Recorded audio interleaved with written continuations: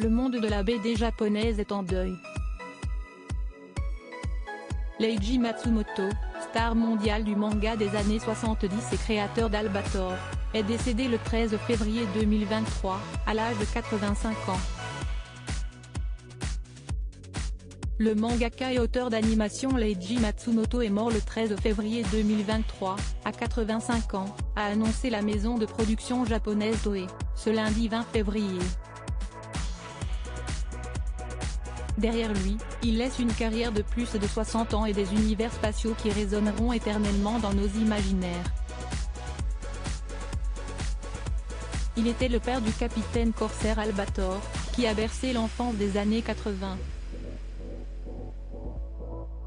Il s'était fait connaître pour ses œuvres de science-fiction comme Yamato, le cuirassé de l'espace, en 1974, ou Galaxy Express 999, en 1977. Leiji est le pseudonyme que le mangaka a choisi en 1961, Akira est un prénom courant qui n'avait pas assez d'impact.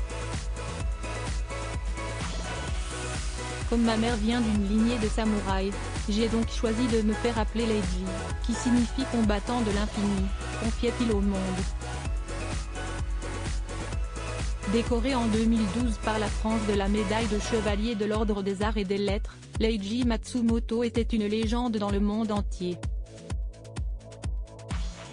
Retour sur le parcours de ce grand chef d'orchestre du space opéra. Un véritable corsaire de l'espace, Matsumoto est né dans le sud du Japon, sur l'île de Kyushu, le 25 janvier 1938. Quatrième d'une grande famille, il sortait son premier manga à seulement 15 ans, Les aventures d'une abeille, pour un concours éditorial de création. Il rêvait de devenir aviateur, comme son père, pilote de l'armée impériale. Mais ayant des problèmes de vue, il abandonna très vite l'idée, et partit dessiner à Tokyo pour aider financièrement sa famille. Fan du grand maître du manga, Osamu Tezuka, il commença sa carrière en 1950, en dessinant des mangas pour les jeunes filles. Il rencontra également celle qui deviendra sa femme en 1961, Miyako Maki, une pionnière du manga et inventrice de la Barbie japonaise, Lalika-chan. Si est en 1970, qu'il devenait un mangaka star et l'un des chefs d'orchestre du space opéra japonais. Fasciné par la guerre et les récits fantastiques, il se renouvela sans cesse, de sa réinterprétation de la célèbre tétralogie de Wagner version space opéra en 1989 jusqu'à sa collaboration avec les Daft Punk, en 2003, pour le long métrage d'animation, Interstellar 5555. Son succès resta le même jusqu'à sa mort.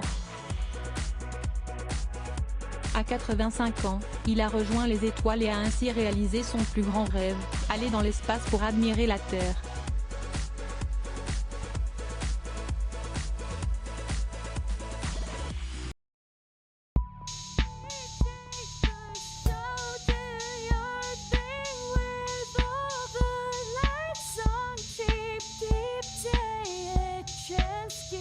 Keep taking a chance.